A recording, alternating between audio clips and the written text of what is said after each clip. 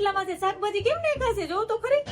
આ શાકભાજી નથી નહીં ખા, રોટલો નથી અને પીઝા કેવાય. આ પીઝા હે. આ પીઝા કેવાય? અમારે ત્યાં રોટલામાંથી ઘી ને ચટણી નાખીને ખાય. અરે બાપ રે, આવડી મોટી બિલ્ડિંગ ચડવા હાટુ શું કરે છે? પગથિયા ચડવા હોય કે ગધેડામાં ચડીને જવા? અરે લિફ્ટ માં જવાનું હોય તને ફટાફટ ઉપર ચડાડ દે. હાલ લિફ્ટમાં? હાલ હાલ. જો બીન આને લિફ્ટ કહેવાય. આ દરવાજો કેમ ઊંચો જાય છે? ધરતીકંપ નથી આવવાની? એ ધરતીકંપ નથી આવ્યો, આજ લિફ્ટ કહેવાય. જો આપણે આ ઉપર લઈ જાય. એ ધરતીકંપ આવે તો ધરતીકંપ ના આવું ના આવે. આ સીડી ના ચડી પડે તો અમે બેન તો આપણે જો 5મા માળે જવું ને આપણે 5મા માળે પુગાડી દેવું. ઠંડો ઠંડો પવન ક્યાંથી આવે? જોઉં તો કેવું પવન આવે. અને એસી કહેવાય.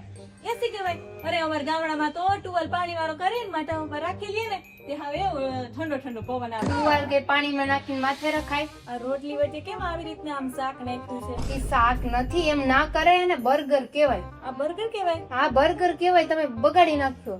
અરે અમે તો રોટલી શાક બી અલગ અલગ ખાતા હોય. એ અલગ અલગ ના હોય, બધું ભેગું હોય અહીંયા. એવું હોય? મને તો રોટલી જ લાગે છે.